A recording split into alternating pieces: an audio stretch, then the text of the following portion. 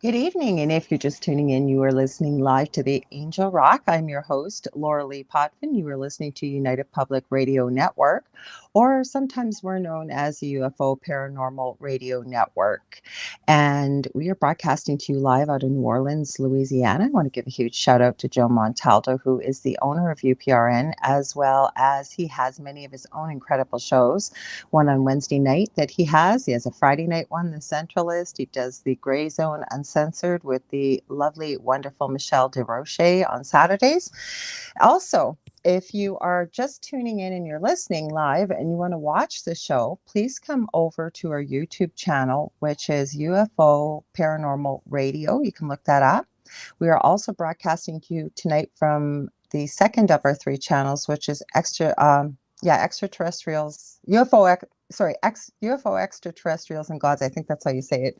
Please forgive me if I didn't quite get it right. You'll find us on the UPRN, the first one I mentioned, or if you're on Facebook, please go over to you can look it up under UPRN or UFO Paranormal Radio, the Facebook page, because if you leave comments on my profile, I don't get to see them till afterwards. And those of you that follow the show know I love to involve you in part of the conversation, make you part of the show, and I'd love to see your comments or questions and a little bit about the show if you haven't been here. Either way, welcome to everybody.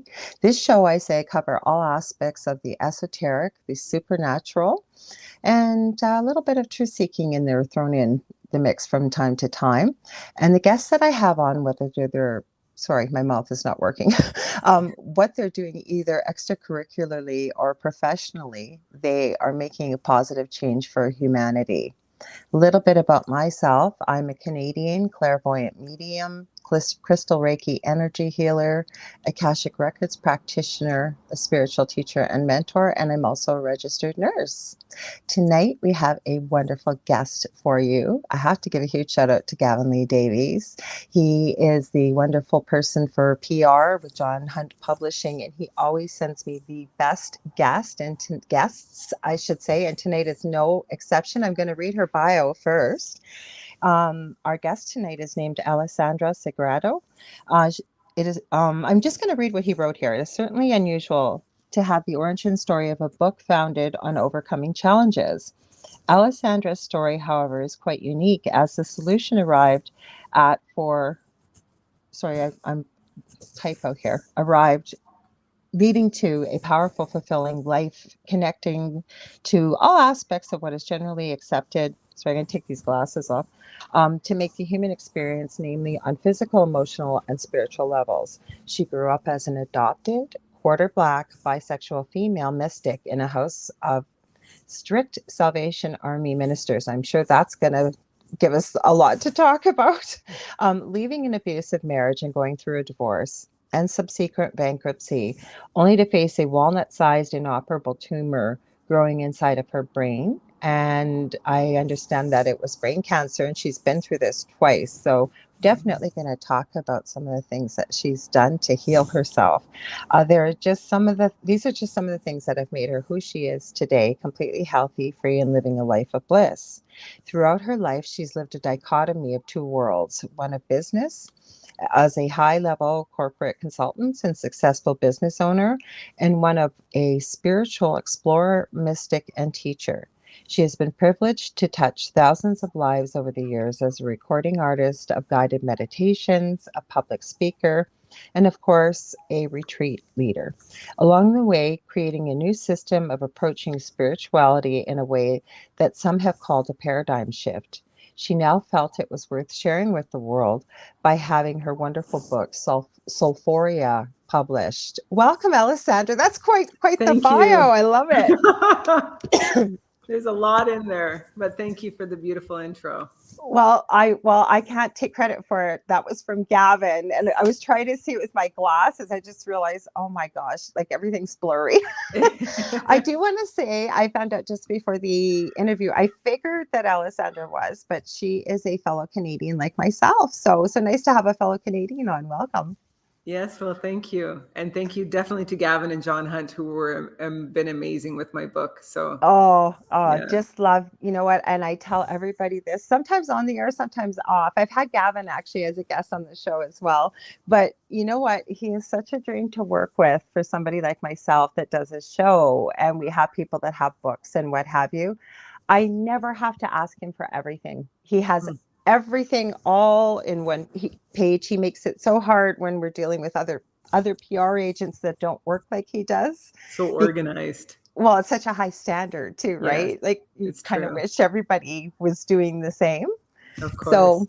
I Yeah. hope to goodness that we are broadcasting here on YouTube. If you guys are, please let me know. We had this problem last week and I didn't find out until the end of the show. So, I have no idea why. They were supposed to be looking into that. So hopefully, because I only see one person here right now. So let me know, guys, if you're on YouTube. Please say hello. We'd love to see that you're there. So you've got this interesting life. Where do you want to start? My goodness, what an upbringing to come into the Um, world with. we can start right at the very beginning. Sure. uh, I was raised in a very religious home. So I was raised by Salvation Army ministers. So that Wow. includes like there's no alcohol in the house, there's no smoking, there's Oh, very yeah. little freedom.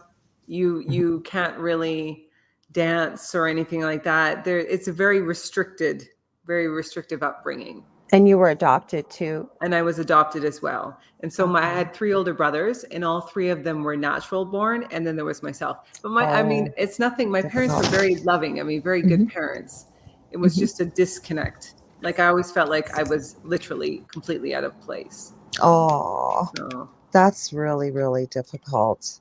And especially, I was listening to another interview. It sounds like you were a really kind of carefree, joyful child that liked to dance and yes. move, and sounds So I like that. would spin Mhm. is, and that's when I actually had my first real esoteric experiences. I was a little girl in my room, and I remember in Saskatchewan and Saskatoon.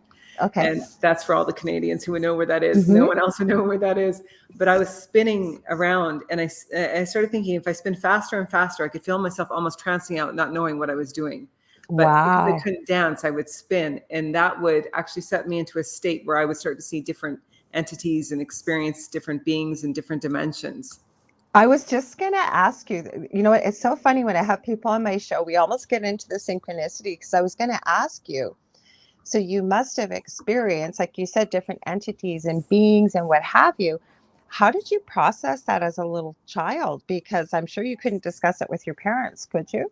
No, no, I would never be able to discuss it with my parents. And I guess one of the um, grateful skills I've had since being a child is being aware, very aware of what you can say to certain people. Maybe it was just an Yes. instinct that had to be developed very Yeah. quickly into me.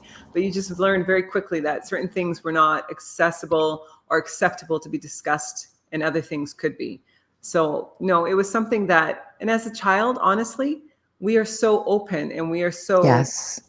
accepting of different things and different people and different energies. That's one of the things I try to teach people is to tap back into that childlike side to be able to experience the world through those eyes, because that can open up your intuition and your whole cosmic connection to a different level.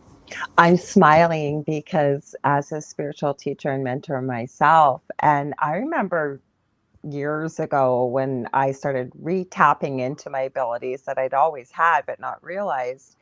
And, when teaching people, part of it, and I don't want people to take this the wrong way. No, we're not imagining things, but we're getting into that childlike space where imagination, anything is possible, looking at it with curiosity and openness and being open to what comes to us, even remembering Yes. how to play shadow work, going back and nurturing those parts of your childhood that, because It's as I true. always describe it, right? As children, like you said, you quickly learned who you could say what to.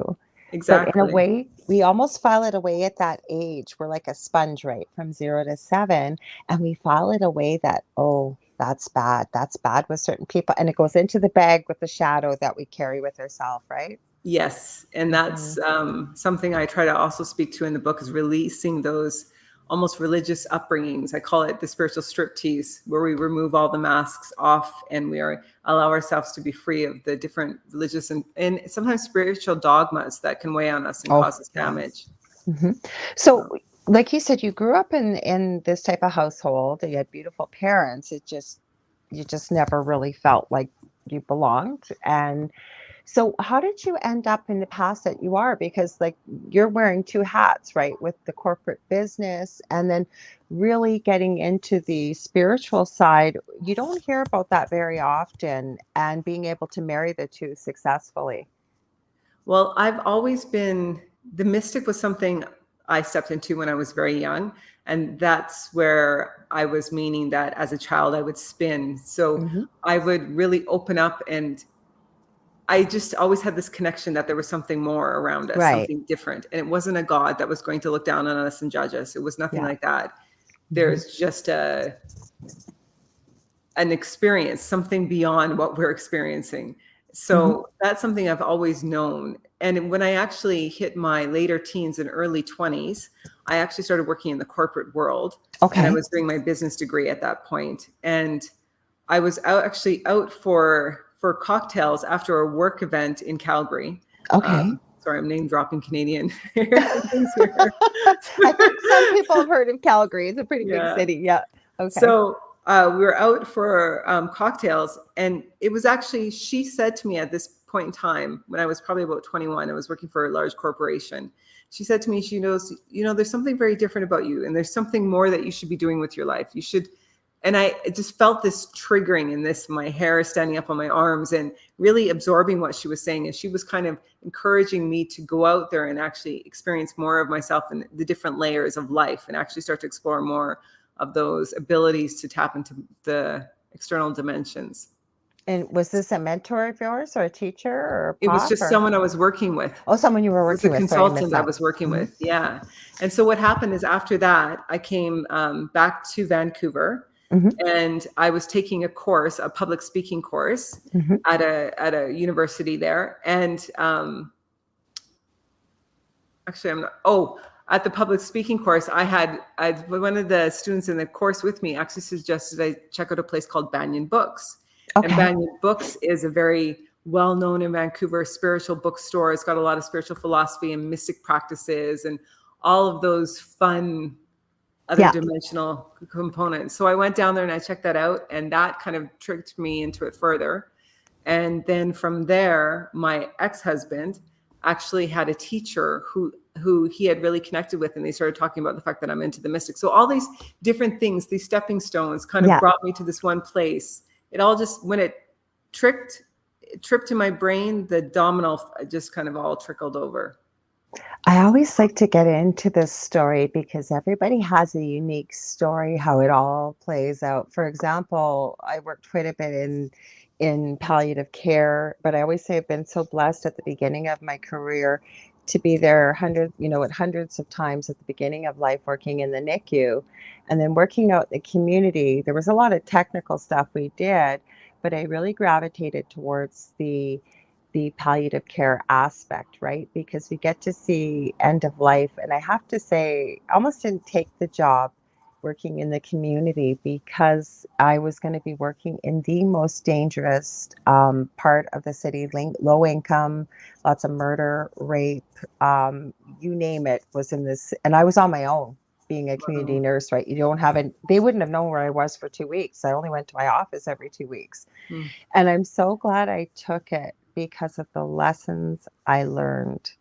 So there was that kind of opened, if you will, the palliative care, a bit of a trigger because I'm writing a book. I'm writing 3 books, but one of them I'm collecting stories right now from nurses and first responders of the incredible, amazing, unexplainable things we witness at the end of life. So that opened the door. But my experience, the extreme paranormal is what got me on this path. Really?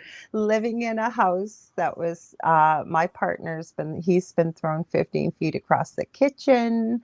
Wow. You wouldn't believe this is just crazy, this story.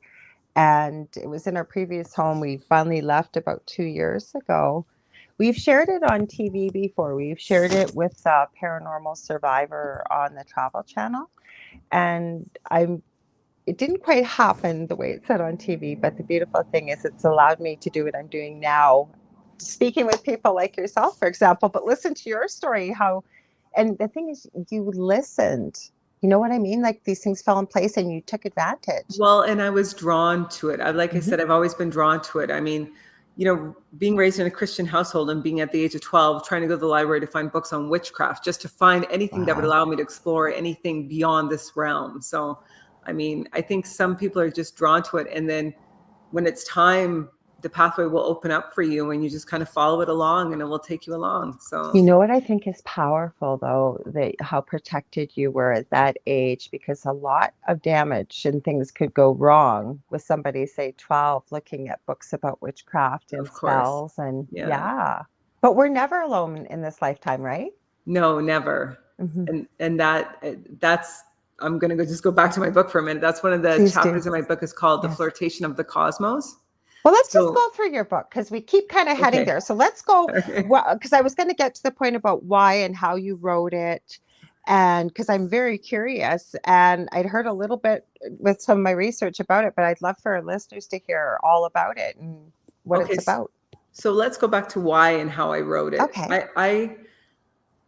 I was writing this book for a number of years. Like I probably spent 10 years just journaling. So if anyone out there is wanting to actually write a book, just journal. Start by journaling, because from all the journalings, it started to formulate something. And it was actually when I got my first cancer diagnosis in 2019 that the book came back out for me. It was just like, okay, now I have to finish this off. Now I have to work on this. And so I started working and plowing through it. And by the time I was done my chemotherapy, I had my first draft done. And a year later, I had my agreement with John Hunt. So it was an amazing gift. So that's really where the book was birthed, through my lifetime of my different experiences. And finally, the cancer was the real trigger.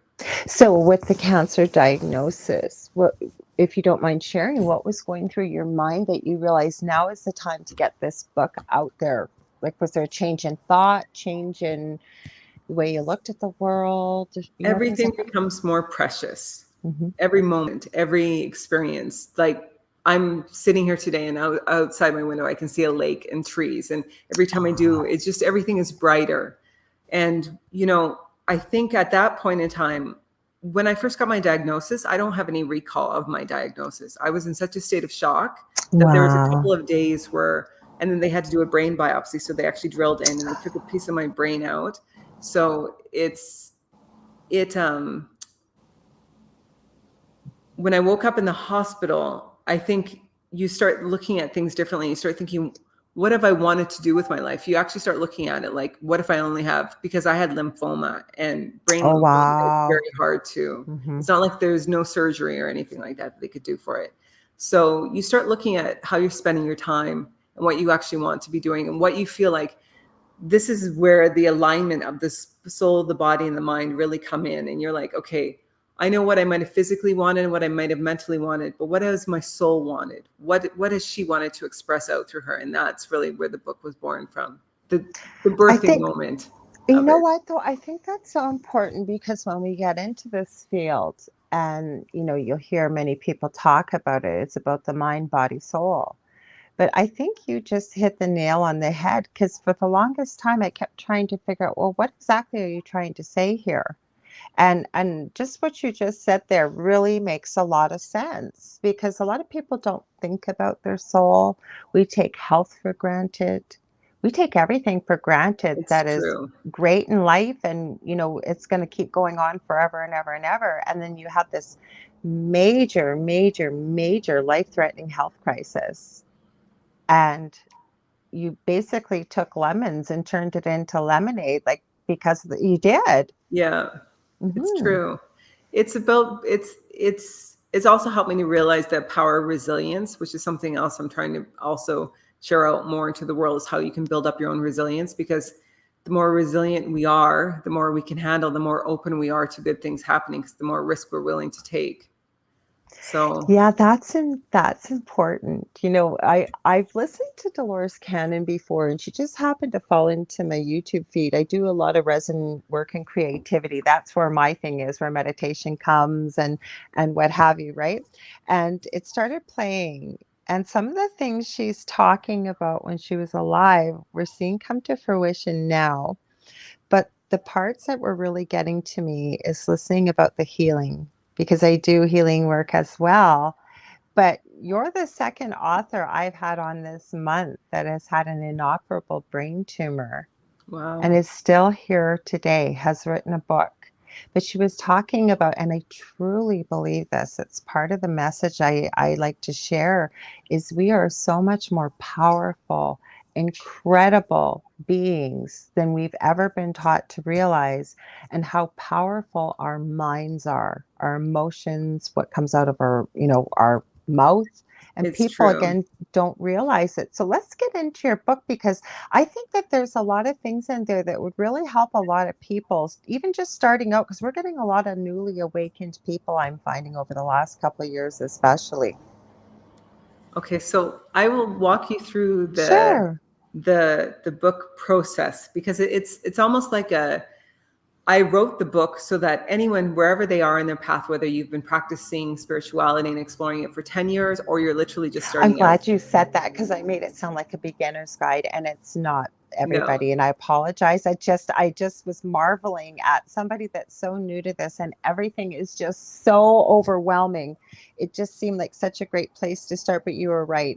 The whole concept, it's for everybody.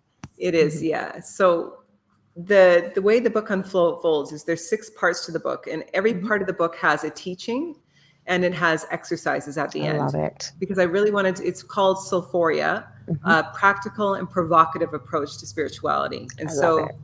I really wanted to make sure that people could actually apply it instead of just hearing me talk at them. Mhm. So the first part of the book is called The Flirtation of the Cosmos. This is where we're learning that we're not alone. This is where we're learning Yes. that we have our ancestors, that we have our spiritual guides, that there's the elements that we can be tapping into: fire and water, air and earth, that there's all these different components that have been waiting to help us. And we just have to learn how to listen Yes. to them. So that's the flirtation of the cosmos. From there, we go into embodying the soul. And this is where we're actually really learning to allow our soul into our physical body, because this is something that is really important. I think that we all have to realize is, yes, we are more than a physical human, but we are still our body, and our body Mhm. needs to be considered precious, and you need to take care of Mhm. it. And how beautiful it can be when we actually experience, we allow our soul out to Mhm. experience the world through our body. So that means stopping to smell the roses. It can mean, Yes. really connecting inwards with yourself, but also externally. So it's about that tangible experience and learning how to care for your physical form. So that's embodying the soul. From there, we go into the spiritual striptease. Now, the spiritual striptease is one of my favorite chapters, simply because it's teaching you about how to uncover and discover those masks that we've been taught to wear. Like, I need to be this woman, or I need to be I this talk person, about that lots. right? I didn't realize how much, and we do. We wear different masks in Yes, every role that we play. it's And true. sometimes we wear a mask with ourselves too, when we're not It's being honest or really it's seeing the face in the mirror. Mhm. yeah, it's completely true. And so, religions can have placed those masks on us or taught us that we're not good if we don't currently wear this veil or this specific way of being. So I'm teaching people how to recognize those in the spiritual striptease and how to remove them.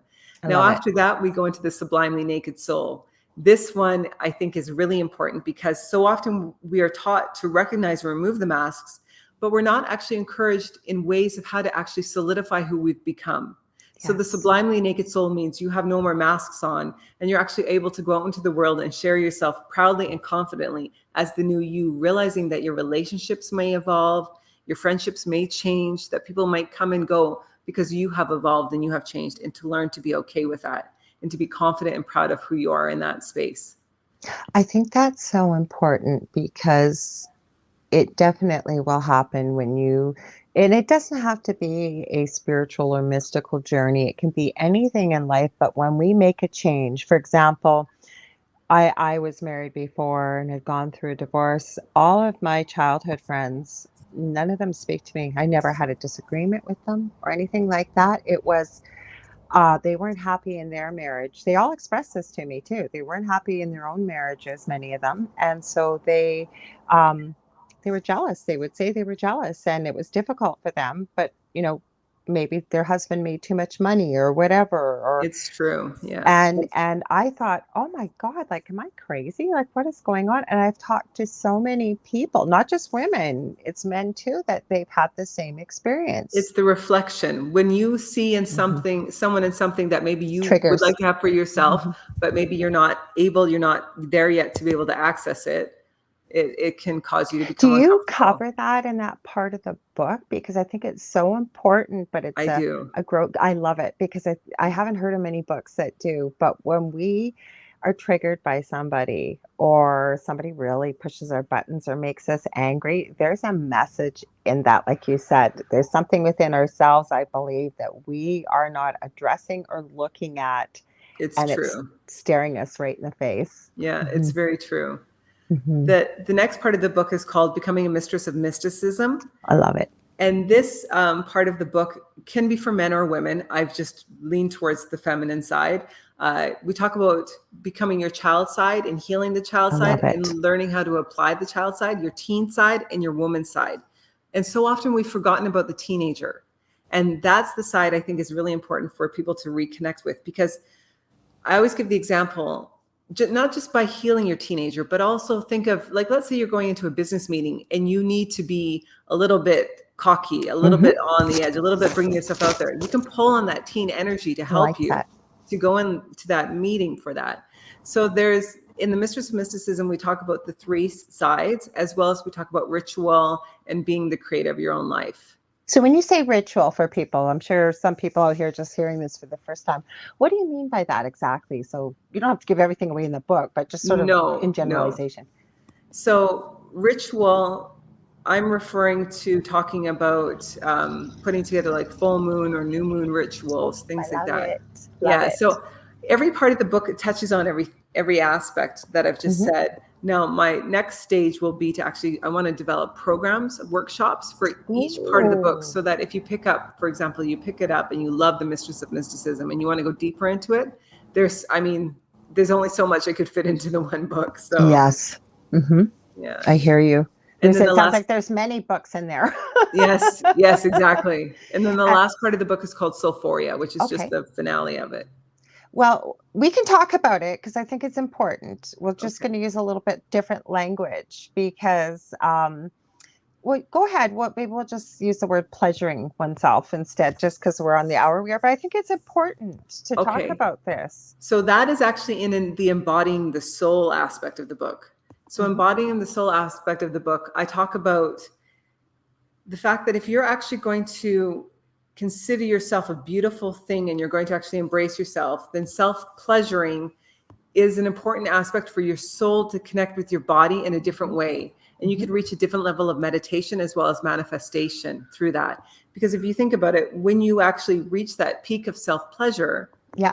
then you have all this energy that's going somewhere. You can Yes. direct that energy into your manifestation and you can apply that, or you can simply bring it back into your body and do healing.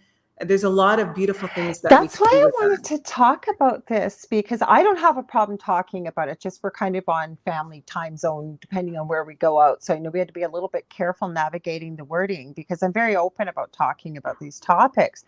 But the reason why I think it's important, Alessandra, is because there's not many people talking about. I'm getting goosebumps as I'm telling you. It's not even cold. There's not many people talking about this type of energy, and we've all been led to believe, or many, especially in North America, about the body and other countries, even more so. There's women covered from head to toe instead of embracing this body that we've been given, right? Well, and even on the spiritual side, there's so many spiritual practices that teach you only have so much energies. I'm going to call it pleasure energy dollars, Yes, yes, yes. and that once you've spent that, you're done, and that's why you need to save it for your creativity or other things like that. But if we truly believe that the universe and the world around us is infinite energy, and you believe that Yep. you can pull in the energy back into yourself, then all you're doing is constantly cleansing your energy. You're detoxifying yourself, and you're allowing fresh energy in for new things. I never even thought about that till I always research my guests that come on, and I was like, this really resonates with me because we've been led to believe that this is a terrible thing through religious dogma, depending on what you follow or maybe what you've been taught as a child. Like I have boys and I know little boys. I mean, even in the womb, and I'm not saying that girls don't, but I'm just saying, you know, they've got something there to, and they know it feels good, and they're taught when they're little, you can't be doing this, or you can't be doing this here, or you can't be doing it there. But the thing is, you are right, and one of the laws of the universe is, right, energy can't be created nor destroyed, but it can be transferred from one place to another. So like you said, pulling that energy in and embracing it all, because as I always like to say, even coming from a big pharma background, I always look for something natural unless it's like majorly life threatening and acute and it needs to be dealt with immediately. Because I think that our creator has provided us with everything on this planet that we need, including a body that heals itself. But because of what we have encountered either through past lives, could be trauma, spiritual, could be anything, and we hang on to it and we don't release it, it starts to develop into, as one of my favorite, I use her works a lot, Ina Segal calls it dis-ease or disease, right? Well, and I think there is something in the idea of bringing together modern medicine and spiritual wisdom Yes. and the other Yes. dimension. And when we can find harmony between those two things, Yes. we can find harmony within our physical forms. Hmm. And even when I went through chemotherapy, I went through 15 cycles in total over the last 3 years. Oh, So, wow. and I actually just finished my chemo at the beginning of February of this year.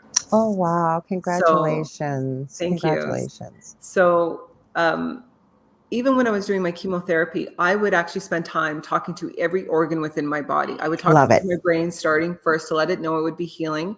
And then I'd Hmm. move through to my liver and let it know it's going to have to do a lot of detoxifying. And I'd go through Hmm. every system and let it know. And I still continue to talk to my organs at least once a Yes, day, smiling at them because they're a part of us and they're living cells. And so the atmosphere that we create can affect our health. I agree. And the other thing too that I just sent somebody this message today. They're finding the energy on the earth right now. We're seeing I've been running into a lot of people, been feeling a lot of heart palpitations and things like that, right? And they're scared, and I don't blame them when you feel, your heart's pounding and well over 100. And so I've been, again, if it gets acute, you can't breathe, but are obvious, I'm not going to diagnose somebody, but I always say, maybe you should get it checked out if it doesn't settle with your practitioner. But I've also said, I know these people well that I've been talking to, they go into meditation. Go into meditation and talk to your body. Like you said, ask it, what is the message for you? Because I truly believe that pain or any symptomology that we feel coming from our physical form, that's its voice.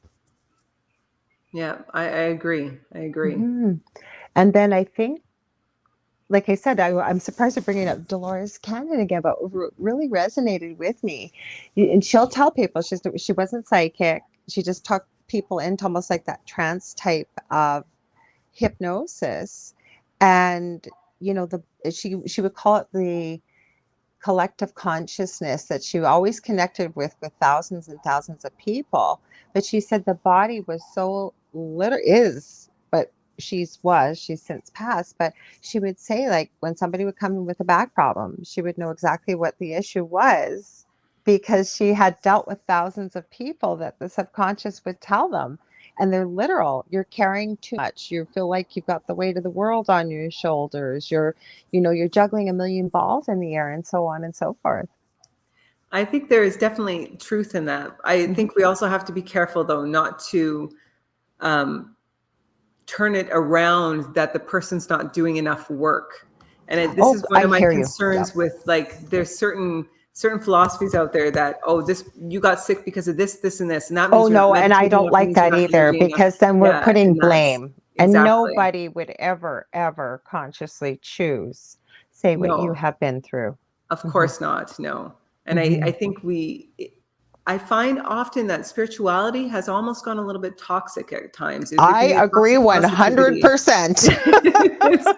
And it's just, that's something I think that it's just to be to ground it back down. And I mean, one of the other things that I speak about in the book is the idea that so often we can come from a religious background and we drop the religion, but then we adopt all this other spiritual dogma. Absolutely. And it's just Absolutely. replacing. I mean, you don't may not have a God, but you still have this good and bad, karma, no karma, punish, reward. Like it's still, we're just swapping. And I think that that's not healthy either. It's about, I was wrestling with what she was saying about, I still, again, I always say I don't know all the answers. I don't think any of us will till we transition back home, as I call it. I've studied near-death experiences professionally and personally for about 40 years. I just find it so fascinating.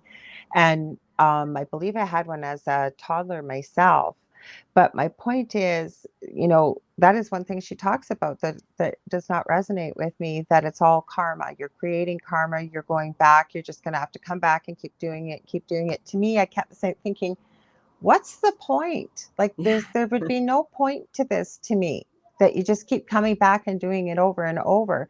So I think that the word karma gets very much misused. muddled. And Yeah, I agree. yeah, and I think oh, go ahead. there's just needs to be an awareness about adopting anything as dogma or truth. I mean, unless it's a scientific fact, I think we just have to watch the adoption of dogmas that literally are replacing religious ones, because we're just swapping the players within the game. I have to agree with you. And the other thing, I think we find this in any field, but it's always, what I've got to say and what I'm doing is better than what you're doing or what you're doing, or I've got all the answers. Yes. I'm the one. I've often said, if somebody tells you that they guarantee you 100%, run, because we're human. And in the spirituality field, I'm finding the same. Rather than recognizing, because I believe we are all here for a reason, and also we are all part of each other, but we all have a little piece, if you will, to add, that there's going to be a message for everybody to hear, regardless of who the speaker is. Your message will find the people that are meant to hear it, is what I'm trying to say. I completely agree with that. Yeah. I was going to add to the part that about the self-pleasuring, that I think it's within the MMA field, especially I've seen this sometimes with baseball, and boxing, that I know it seems that those that have, if you will, coaches, I don't know if they call them that, but I'll say coaches, that will forbid their boxers or fighters from engaging in any activity, extracurricularly, if you will, and until after the match, because they want them, whether they're going to say have that They want that release in the ring, testosterone pumping through but them, have that release in the ring, because like you Yes. said, or even I'm getting goosebumps again, or even in the morning of, right, to have that release, to pull that all in, what's out Yes. there, to get that mentality going, to get it all in sync. So I think there's a lot to this. We've got quite a few comments here. Thanks, guys, for commenting. I appreciate this. So Kathy Lampert says, we do choose our life experiences before we incarnate. Yes, I agree. We can also choose to amend, break contracts with others while still in the present incarnation. I agree. I'd love to hear your thoughts. I completely agree that we choose our life experience. I actually have in Soulphoria, in one part of the book, I have something called the story of the soul. It's the story of Angia, and I tell the story as I've done in a channeling before, of actually seeing the soul, the energy form and choose its family and actually incarnate into the body and then move through its life. So I think that we definitely do. I have to admit, I'm still not solid on the whole destiny concept, but I do believe that we have destined points along our path. Yes. And that we can choose our roadway and how good it will feel to get to those destined points. But there are different points that are definitely destined. I agree 100%. I struggle with that too, because again, I get to the point, if it was all predetermined, why bother? right? Exactly. Yeah. So to me, and we are, so I agree, Kathy, with what you're saying, that I do. And most people that are new to this concept, that we've chose our parents and we've chose the people that we're incarnating It with. makes And people uncomfortable. mhm, They'll say, "Well, I would never have chosen," but mhm, this is not you. yeah, This whole thing is you. So mhm, that's the you choose your DNA, you choose where you're going to be born, yeah, you'll choose all of those different yeah. things. Yeah, and I know, or I'll get people, I'm sure you've seen this yourself as a mystic and public speaker, that people will write you and they're in a lot of pain. They've lost maybe somebody they really love. I had one person in particular, it was a beloved pet, and it was very unexpected. She was a pet parent. And I always say it doesn't matter who you love, if you're somebody relying on you to nurture and care for. But she was blaming God and she was having a hard time with this. And she was open to having a discussion and seeing a way of thought that she had never, ever considered before. Okay. Yeah. Hmm. I didn't know if you were going to say something. That's why I No, stopped, no, because I was going I to thought, say all grief is grief. There's no, yes. if Hmm. you've lost something, whether sometimes we grieve about different aspects of our life. Like Absolutely. when I went through my diagnosis, I grieved. Oh, I had a grief absolutely. of the innocence that I had about life previous to it. So I Hmm. mean, we will grieve, and we can't label the weight of that grief that that person's experiencing.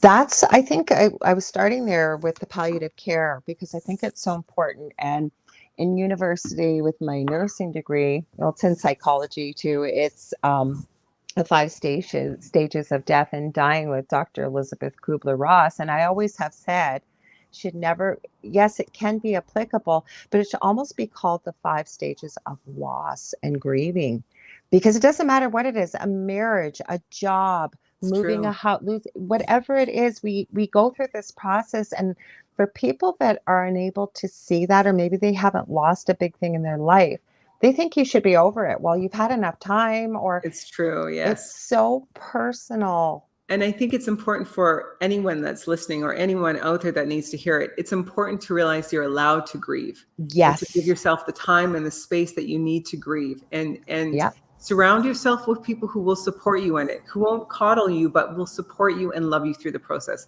because we have to be able to experience our feelings. Hmm.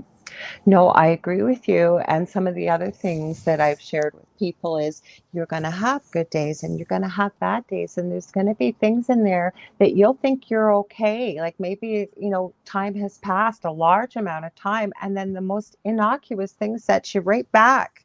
And It's that's true. okay to be able to do that. And so I really, really feel for people that are going through grieving and loss. And I wish that also that death became a more acceptable topic, because we are all going to die one day. It's true. Hmm. It's true. That's a very good point. I Yeah. love what they've done. And I see there was a bit of a series a couple of years ago in Ireland, but when they've had the wake, for example, death is very normalized, right? I know it's not so common now as it was back, say 20, 50, 75 years ago, but children were allowed, like children would be playing and we'd celebrate the life. And, I you know, think the, that's the most beautiful way to do a passing, Mhm. is to celebrate the Yep. life experience, or the experience that the gift that person was while they were on the planet.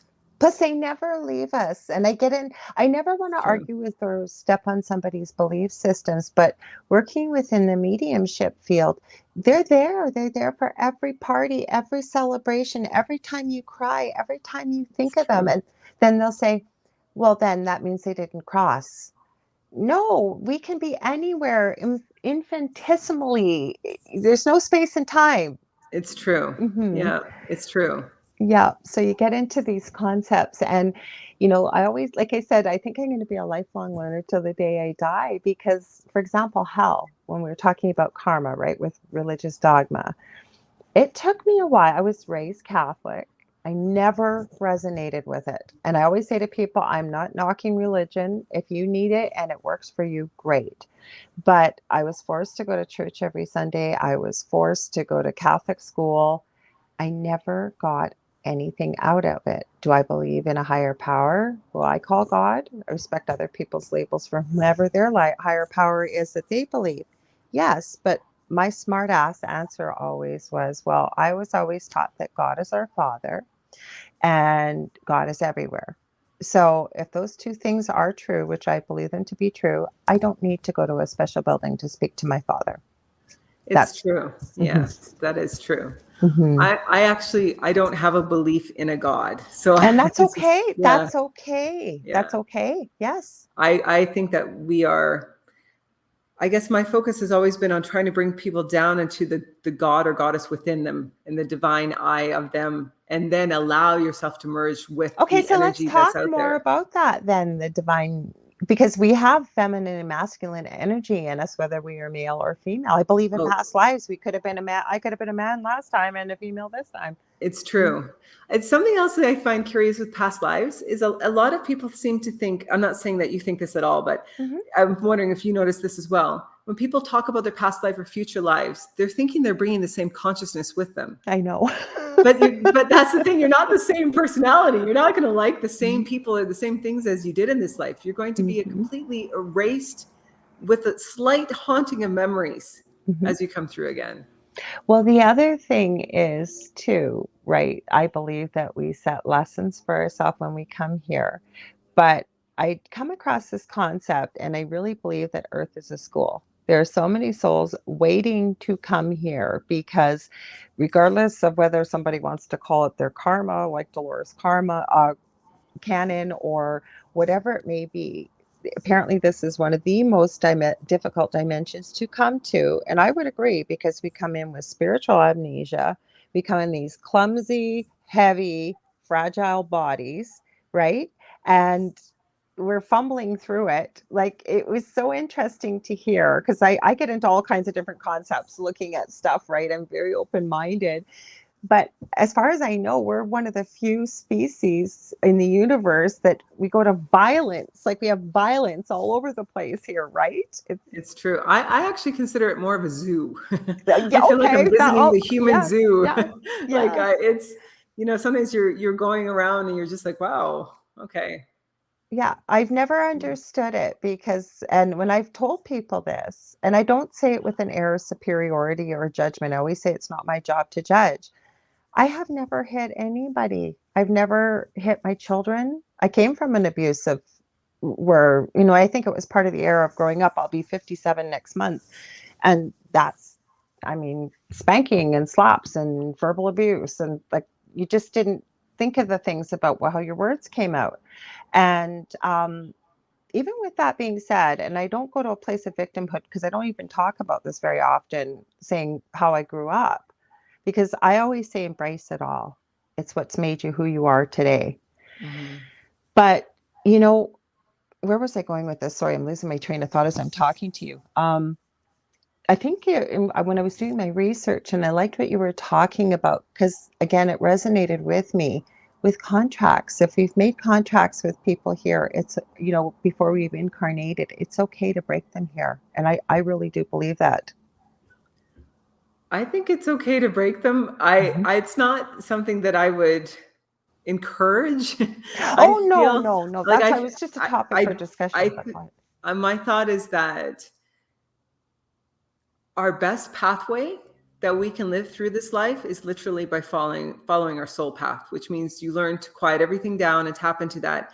And then when you can align that soul path with your mind's desires and align that with your I hear physical, what you're saying, that's Soulphoria. That's the point of Soulphoria. and So people, like you said, when we start to evolve and change, we can't expect the people around us to evolve and change. exactly. So it's almost like an And energy principle. Go ahead. I actually feel that too often we feel like we meet people and we connect with them and automatically we think this must be a soulmate or it must be a soul contract or I Oh, I must have have a known them in a problem with past that. life.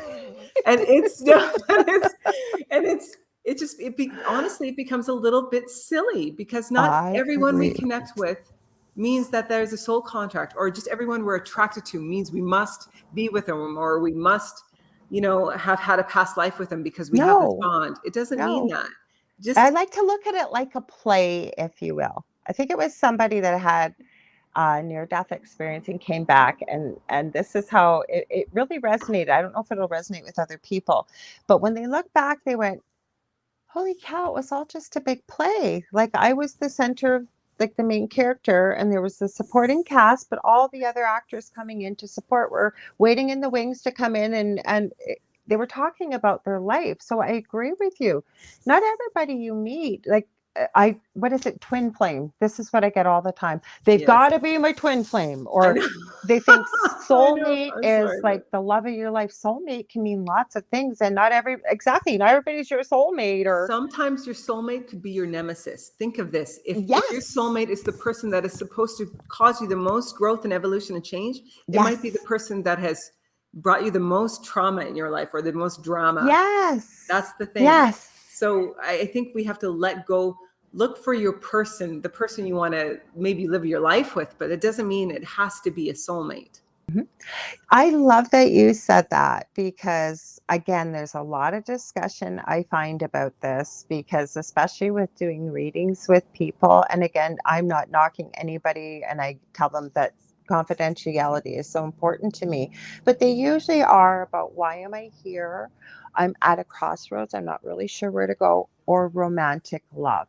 Mm-hmm. And even when you were talking about Soulphoria and manifesting, I really believe that it's important not to put limits on things either. So, because people have been told that, Yes. well, there's only a few people that have the gifts that I have, or there's only this, or there's only, why? Because somebody told you that. We are infinite, we are immortal, we're so powerful, but when we put those beliefs and limiting beliefs on ourselves, so it becomes.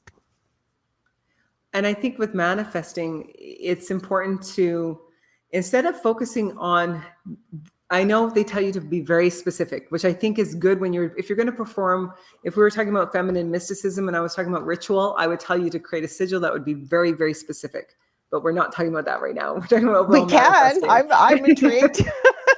But so overall manifesting, one of the most Mhm. powerful things you can do is simply put yourself into the position of experiencing the feeling that you want to create, not the object, the Mhm. feeling. So if you're trying to manifest a vacation, imagine the feeling that you'll feel. Are you on a cruise ship going through Alaska, or are you lying on a beach somewhere? But put yourself into that feeling and focus on manifesting that, and allow the world or the universe to create for you the best version of that, because often we limit ourselves. We put glass ceilings above ourselves and we say, this is Yes. all I'm able to manifest. I'm only going to go this high, but maybe there's a lot more out there for you. So You once again, just, oh, go ahead.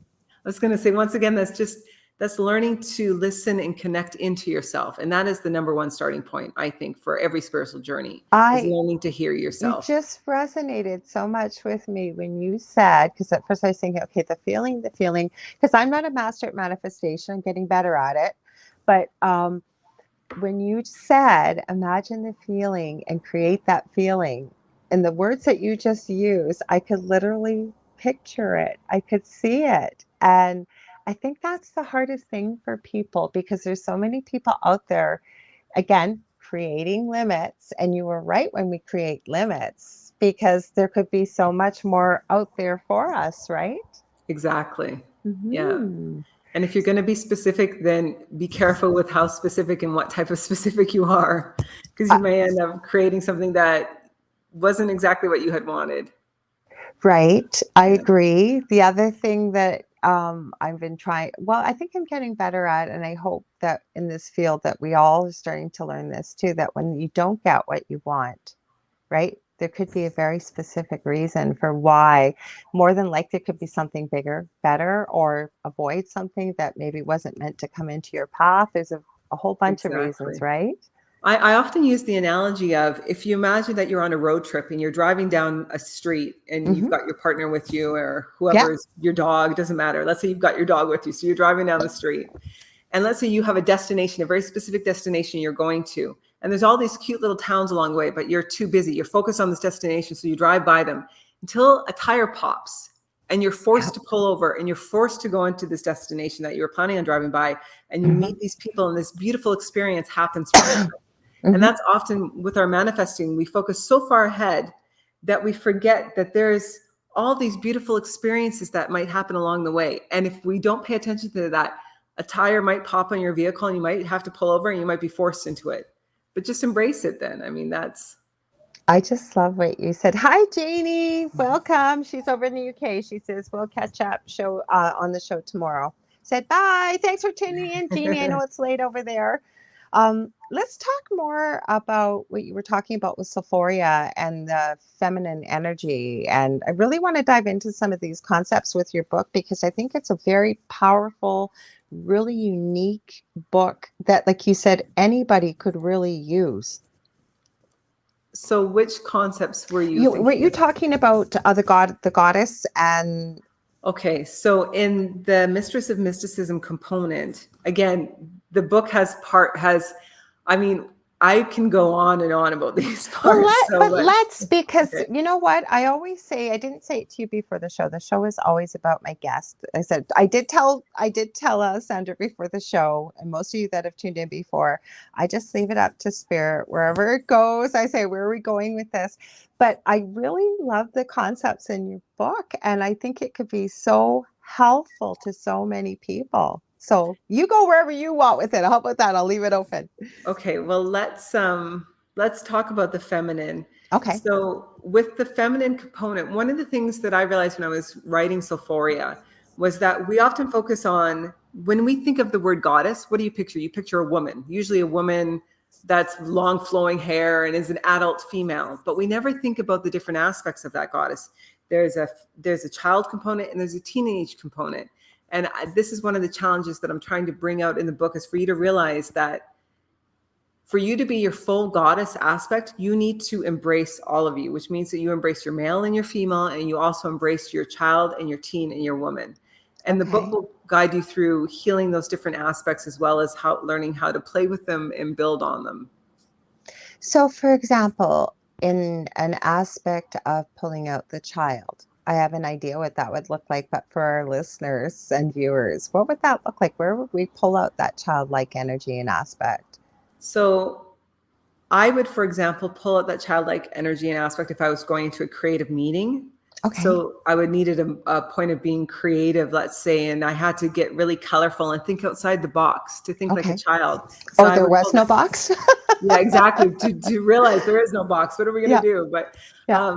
that's when I would pull out that child side. And to do that, I have a coloring book. And so I will often take time to actually ask, okay, so my child side, I'll say, okay, so what do you want to do today? What do you want to do for the next hour? The next hour is yours.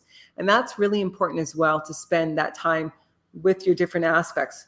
Like, you can ask your teen side, what do you want to do today? I mean, don't go do anything crazy, but don't be my teen side. But Yeah. Okay. they're just, so maybe your teenager wants to play with makeup. Maybe she wants to get dressed up and do something crazy. Just let her out and experience what that feels like, because it's incredibly healing and it's I incredibly think I've empowering. been doing that and I didn't even realize it. And no, I'm Well, not trying to act like I'm 20, but you're that's right. Like, good. there's days where, you know what? I got a bunch of makeup here. Let's try some different looks, or Exactly. spa day today, or let's go out and play with the little guy next door. He's 5 and he's playing a game. Let's really get into his game. He can direct the play, because there's so much to learn from that. There is. And Mhm. you heal so much, and you bring so much more dimension of yourself into your life, because all of those aspects exist within you. You can also do something similar. I have an altar that I've created for my Okay. ancestors. Yeah. And so what I will often do is, I think it's, if you're going to work with your ancestors, if you're going to work with any guides, take time to commit to them. Actually spend time with them, which means tending to your altar in the morning, waking them up. I will sometimes take a piece off my altar, a crystal that represents Yeah. one of my ancestors, and I'll take her outside and I'll Yeah. sit there and I'll pour a little cup of tea or a little Oh, I love shot of it. something, Mhm. whatever she's wanting that day. And we'll sit outside and I will try to listen and hear what they're passing on to me and have an exchange, because that relationship actually has to be a relationship. You can't just expect the cosmos and the entities to speak to you if you're not actually exchanging back with them. Okay, so for people, and I get this all the time, and I'm sure you do, is people want to know, what are my guides' names? When am I going to hear them? When am I going to open my third eye? And I always try and tell people that we are in communication with them. I said, no, not everybody is clairaudient, or however somebody may want to label it. but we have that inner guidance, and some people do hear a different voice. I'm very, as I say, clairaudient, but I know when it's not myself because the language is a little different. There's I always give this example. For example, you're laying awake at night, you're worrying, talking the global you.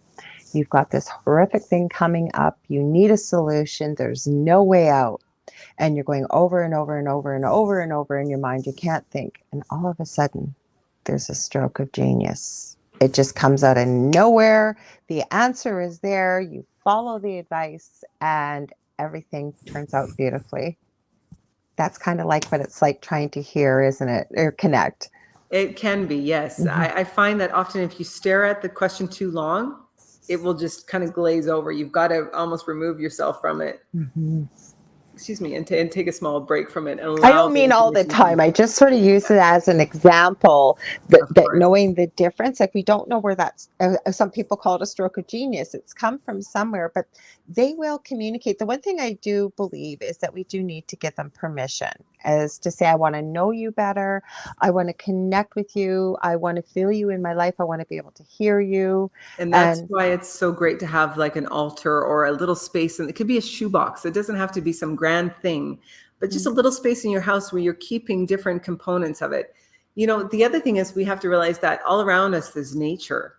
The next time it's windy outside, go outside and listen to the wind and just have the wind speak to you. The next time it's raining, go outside in the rain and allow the water to cleanse you. I mean, there's so many different ways we can connect with the messages that are being passed on with us. It's not always just through one entity. I love it. Can be through all the different elements as well.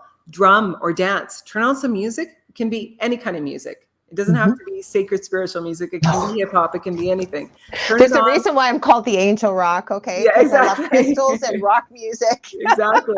So turn it on and dance, and dance with the focus of, I'm going to dance with my great grandfather right now because I want to pull on their energy and learn from them and experience them. Or I'm going to just dance with the insight and the answers that are coming to me, and watch how your body moves and how you shift and change, because often those are where the messages will come from. I got a great tip from one of my mentors that I really loved. And what she used to do, and she had shared with us when I was taking my crystal Reiki, turn on music, like you said. There's another exercise people can do, and sit and listen, but try to hear just one of the symphony that's going on, whether it's the drums, maybe it's the bass, maybe it's whatever it is, or what other notes of instruments could you hear, and try to just focus and hear that. Again, these are just a variety of exercises, and it may not resonate with everybody, but it's doing that fine tuning. Yes. Now, what I loved about what you said there about the dancing, okay, and watch how your body changes and the movement. I think that when we were first talking, that was what I was trying to express that you did so beautifully, where imagination can play a role, where it opens the door, that we take off that self-consciousness, that we take off like people are going to think I'm silly or whatever it is, and just allow yourself to be free. And allow yourself to be silly. If you're silly, be silly. And I'm silly. I'm good. I am too. Yeah. Just allow yourself to be what you are, and try to love yourself for it. I think that's okay. So let's talk about that and part of your healing process, if you're open to it, because, you know, I think that's the most difficult thing for all of us. We have the worst inner voice towards ourselves, the things we say to ourselves. Most normal, sane people that with kind hearts, especially, would never in a million years say to you. It's so true. How do we start that journey? Like, never mind what we've been talking about, but is there something more that can really help people, say, on a daily basis, to start really working on this? I would first of all tell people to start what I call a self-love affair.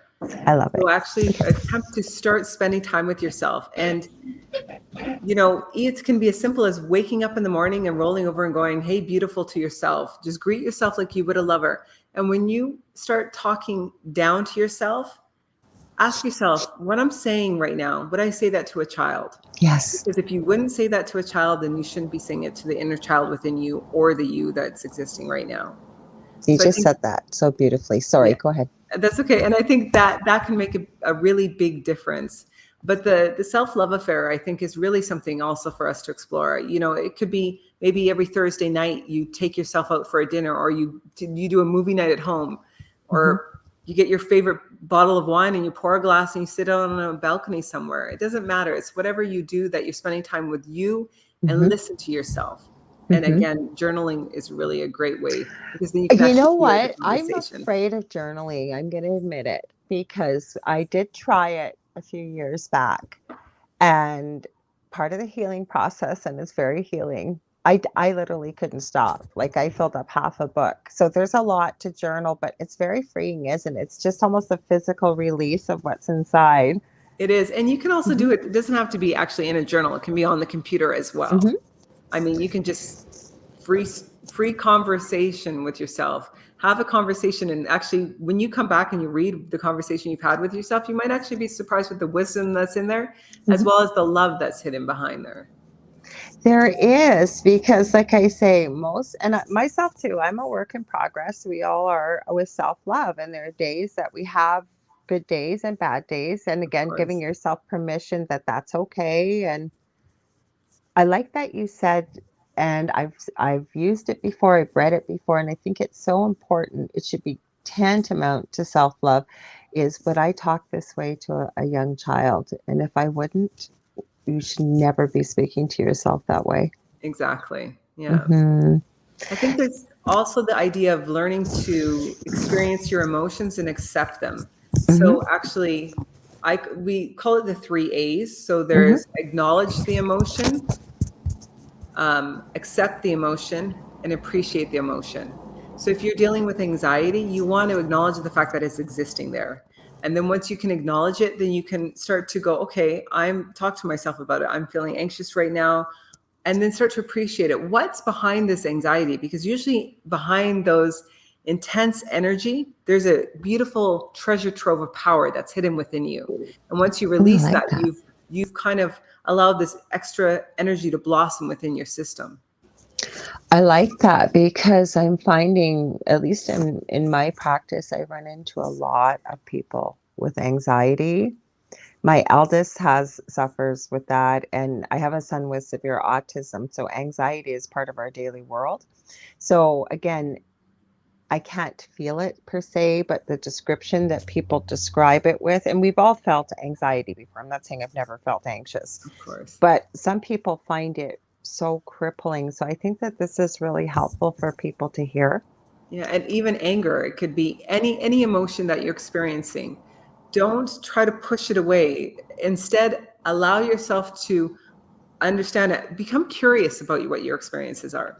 Become curious about yourself. I mean, that's one of the best forms of self-love, is self-curiosity. Why am I feeling like this right now? Why am I hungry right now? Why do I want to do this right now? Just become curious. I like that because, yeah, there's, especially I can remember as a teenager growing and always hungry. And how many times have we done this that where you don't find something you want to eat in the fridge, but you're still hungry, but you're kind of bored. So you're walking around the house and I still do that. you go back 10 I times to the still do fridge that. looking, and it's like, Yes, duh, there's nothing new has appeared. I know.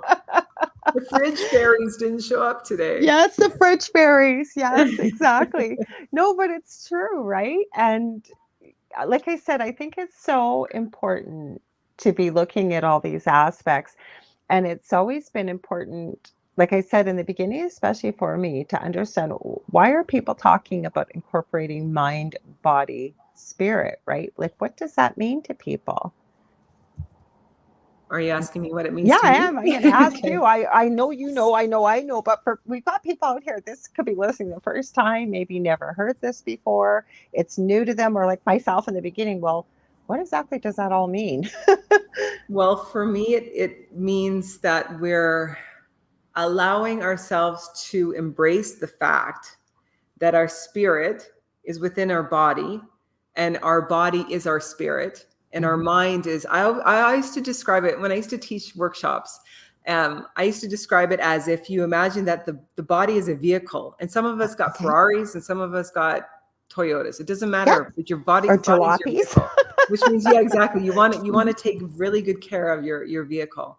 and the driver is your mind. So the driver is what allows the passenger, which is the soul who's sitting in the back Oh, I like seat. that. So the driver sometimes can get off course. The driver can go, you know what? I'm not going to listen to my passenger. I'm going to take the next left turn. And then I'm going to go over that mountain over there. And the passenger is partially asleep because we haven't woken up our soul self yet. And when he does wake up, then hopefully she'll start giving the right directions and we'll get back on track. But when you bring everything in alignment, everything is working together, which means your soul energy is feeding your physical energy and it's feeding your mental energy, and everything is in uniform. And that's where we experience Soulphoria. That euphoric state is when everything is in one. I love that. So how could people use the concept of Soulphoria, to, manifest, if you will, or create a healing situation like what you've been through? Because you've dealt with, like, lymphoma. Being a nurse, that is, well, not that cancer is any laughing matter, but that is a really serious diagnosis. Yeah. And brain lymphoma is CNS lymphoma. Yeah. Yeah. So go ahead. Sorry. I'm going to repeat myself again a little bit here, so I apologize. Okay. But it really goes back to your life force is your essence, your essential I, your soul self, your spirit, whatever you want to call it. It doesn't matter to me. But that essential energy, when you can actually really tap into that and pull that forward and feed all your cells and feed your mental state, you start to heal because you start to experience the world differently. And when you start to experience the world differently, things don't impact you the same way, which means things aren't hurting you the same way. So you're almost, I don't want to say bubbling, but you're becoming the living essence of yourself instead of just a. So you're talking about taking that energy. Well, we're going to just use the word. It's getting later from an orgasm, we'll say. That's what we're talking about for those that may not know that. But you're using that. Now, in the after effect, because it's so much energy at the peak, when we're at resting state, is that when you're talking about taking that energy and directing it? Is that what you're thinking? Or? So if you're talking about after you've self-pleasured and using that for, sorry, I wasn't very clear with that. If you're using that for manifesting, then if you're directing your manifestation on a focus, then you want to send it to that focus. So quite often people will create what's called a sigil, which means you take a statement and you cross out letters and you bring it down to the point that it's a symbol. And once it's in that symbol, you can send your energy towards that. However, if you don't want to do that, if you're focused on self-healing, what I would do is I would see it loop, like an infinity loop, like it loop up and then pull that energy. When you're lying there, just pull it and feel yourself being absorbed back into you, because it's just cleansed itself. It's been released, which means the stagnant energy that we hold within ourselves can be released through that. And that's one of the beautiful things that you can give yourself. Like I said, you have a really unique book out there. And when I had read this, because Gavin always asks first, I said, oh yes, right up my alley. And then I realized there's not a lot of books that there is and there isn't. Because I think in my research, you were going to call the book a different name, right? But it already been taken? It was going to be called Soulgasms. And that's because that was that idea of that uniform and that manifesting through it. However, the name was trademarked, so I wasn't allowed to use it. I kind of like your name better. I like it. It was one of those resilient points. When I got the notice about the trademark, I had just been starting chemo again this past fall. So I was just had my diagnosis, and I was a little bit of a disaster because, I mean, to have this reoccurrence and to be told, this may never go. The chemo might not be able to do anything about it, which is what I was told because it was my second time of having chemo. And then to get this notice, it was like, what the fuck? That's what I felt like. I hear you. Yeah. But like everything coming down all at once. Yeah. But again, pulling on that resilience, and I will ask the question and then I leave the question alone. So I asked myself, my internal, my higher self, what should we rename this? And then I went and sat away from it. And then Soulphoria came together. So, because it's good day, Michelle Pratt from Australia. Sorry, I wanted to give her a shout out. She just said good day. So, sorry, I cut you off on that last little bit. I apologize. That's okay. I was just saying Soulphoria is euphoria felt through the soul. I love it. I love it.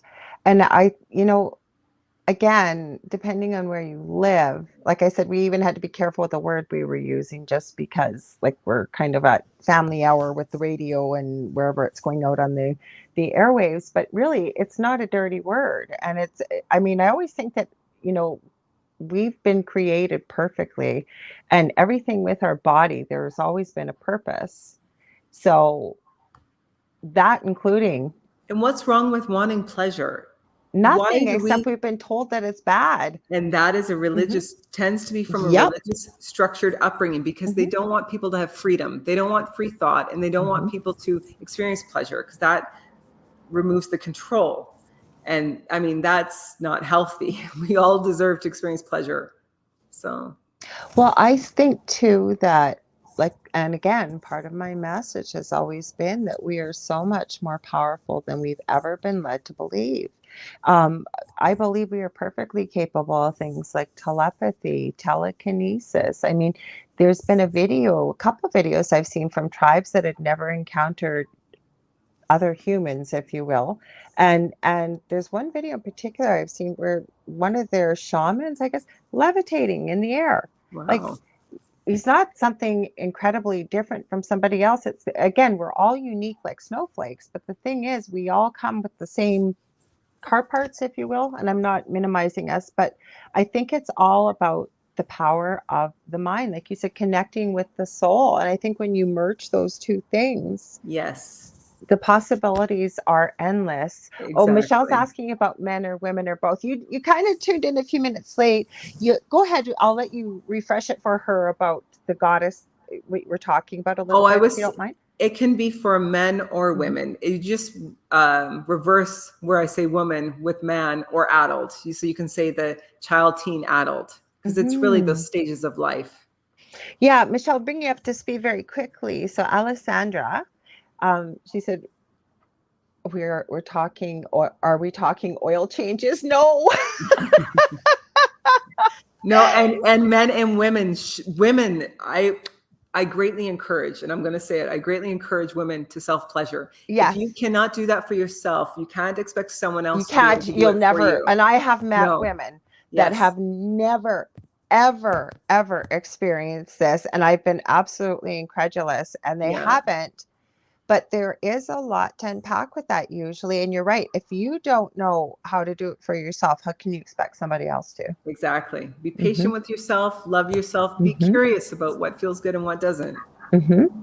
Yes, yes, and there's many different ways to explore that. There is, really there is. And again, it's giving yourself permission to be free about it. And but you know what? Even in modern media, like how many memes and videos have you seen, or even episodes? I don't watch TV very often, where it's a big joke about the puppy picks up the self-pleasuring toy and brings it out in front of company, or the delivery man drops it off and the package starts vibrating. Like, I mean, yes, Yeah. there's nothing wrong with humor, but it's almost like it's underlying shame, like how dare Yes. you, you know? It's using that as the Hmm. humor, Hmm. which is unfortunate. I mean, I will still giggle at those Oh yeah, things, I'll laugh but at it too, but it's like, really, okay, it's been done already. Like, we got the point. it's And true.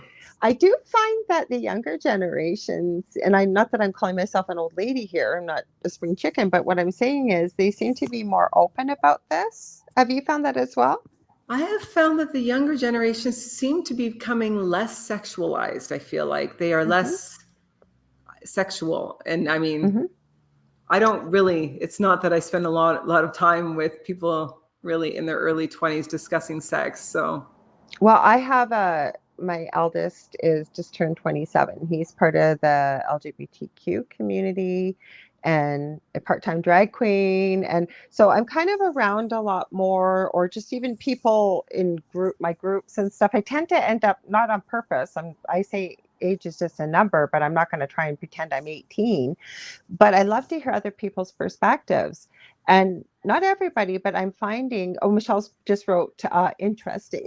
I'm finding that it's more of an open topic, if you will. Like, well, I'm mhm. glad, because that will make that generation healthier. I feel like if we Well, for can, my own son, for example, and I've told both my boys this, even with my youngest, he's 24, and he's, with no disrespect, like a 5 to 7 year old. But I have told both of them from the day they could understand that don't be asking your friends for advice on a topic. No topic is off limits. I made it very clear I'm not your friend, I am your mother. But if you don't know your friends know differently than don't know any different than you do, and if you're not comfortable talking with me about it, then go to an adult that you love and you know you can trust that will give you the right guidance. That's very smart. It's very smart Hmm. advice. Yeah. So we've had many conversations. My son has asked me before what happens during a heroin overdose. For example, somebody, no, there'll be parents out there that will say, you're giving him permission to go out there and do that. No, But you're am I not. really? I think it's No. important to talk. That's why I brought that up. This whole Yeah, thing. We need to talk about these things because we don't learn otherwise when we make these things taboo, I really believe. it's true. Yeah. Hmm. So, what's your plans for the next? What have you got coming up? And congratulations again that you came through your chemo. And as I understand, you're well. Yes, I am. I'm in I'm so remission. happy. So thank Yay. you. Yay. So what do you Uh, got on your plate? What's coming up? Like, let's hear some of this stuff. Is there another book well, or I have a couple of different projects I'm working on. I am trying to, as I mentioned, turn every part of the book into a course so Mhm. that if you I really love it. enjoyed the Mistress of Mysticism or the spiritual striptease and you want to do more, then Mhm. I will have a course that you'll be able to access. And I'm excited about that because I love teaching and leading, things like that. I'm also working on another book. So Okay. I have a couple more books that I have floating around, but I'm working on one specifically. Okay. Yeah. And I'm Good. also looking at starting my own podcast. So it'll, Oh, yeah, interesting. it'll be Interesting. called The Resilient Mystic. Oh, I love the Yeah. title. I didn't plan on becoming a podcaster. I was on a previous network, and this was probably about 6, 7 years ago. And somebody asked me if I wanted my own show. And my first answer was going to be no. And I literally heard from Spirit say yes. So I said yes. And it was a couple days, they were opening a second part of their studio. It was Studio B. And they said, oh, don't worry. And I had a show every night from Monday through Friday, had no idea what I was doing. And 10 minutes before my first show, because the producers had told me, don't worry, you won't need a topic. We're going to come on with you. We're going to be there to talk. I had nothing. Everything broke loose with the studio. I Oh had no no. guest. I wasn't even on video, so I couldn't even have dead air. And Oh, thank God, a friend of mine, I used to call into his show all the time. He called in and saved my butt. And there was a wow. scheduling snafu. So it was supposed to be 2 hours Monday through Friday, and there was two shows a week. And that particular night, it was only 1 hour. And at that end of that hour, I kept going, oh, thank you, thank you, thank you. And here I am, how many years later? But I think that's going to be excellent. You doing a podcast. Thank you. I'm excited. I'm Mhm. excited for it. Yeah. So, what kind of things are you hoping to talk about? Obviously, about Soulphoria and. A little bit about Soulphoria, but I'm really hoping to bring on people who've had to struggle with some form of resilience in their life and have Mhm. used a mystic aspect to help them through it. So my Mm. thought was to be able to help people. I really feel like we all need to build our resilience. I mean, and not just immunity wise, but spiritually, mentally, we need to be able to build up a resilience. And I think that resilience can be found within us, but there's also, again, in those different realms, there's different ways we can tap into different intuitive aspects and energetic aspects, the mystic components that could actually make us more resilient. So I'm hoping to coalesce that into interviews with different people. That sounds really interesting because, especially over the last couple of years, what we've all been through, and there's so much divide, and a lot of people have said, nope, not for me. We've seen it. They've taken their own lives and what have you. And again, dealing with mental health with people, you know, if I never, because if you don't experience it yourself, it's very difficult to know exactly what something feels like. And I've had a few people explain, for example, depression, and the way they've described it has literally just pierced my soul to know that somebody is at that point. But those that have made it through to the other side, a lot of them I have found have said, I heard from somebody just to take it one more day. Or sometimes I'll say to people, sometimes all you can do is take it minute by minute or hour by hour, right? It's true. And enjoy the moments in between. The moments Mm-hmm. where you have those slightly brighter moments, Mm-hmm. really savor those moments. Mm-hmm. I find the other thing, and I started this practice a couple of years ago. And when I wake up in the morning, sometimes I forget, but I really try to be disciplined about it. When I wake up in the morning, I do try to do a little bit of a meditation, but it's mostly centered around gratitude. Thank you. Thank you for the bed. When I go to bed too, thank you for the bed I'm sleeping in. Thank you. You know, it just feels so good and feeling in the sensations of like my body's sore. It feels great because, and when you talk to people, some people have never even considered how powerful gratitude is. They'll say, well, what do I have to be grateful for? And I'll say, It's well, true. you woke up this morning, right? You Yeah. had a roof over your head. Did you have a cup of coffee? Did you? It's those little things, but I also think it goes hand in hand that helps to build resilience. What's your thoughts on that? I think the gratitude definitely builds resilience. I think resilience is a mindset, but it's also the energy that you find within yourself, I think. Mhm. So I think I saw a little thing just pop up there. I put it up. Oh, sorry, I didn't mean to distract you. Oh, I thought it was a kind comment. Thank you, Sarah. She oh, said, thank keep you, up the Sarah. good work. And it Yeah, looks like it's directed at both of us. So thank you.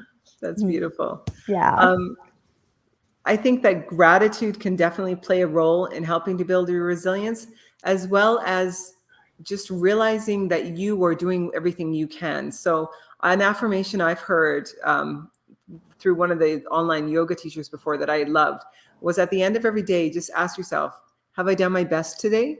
I love Yes, it. then this is enough. Then that is enough. And that allows you just to kind of feel like, okay, I've done my best today. And that can help build your resilience too.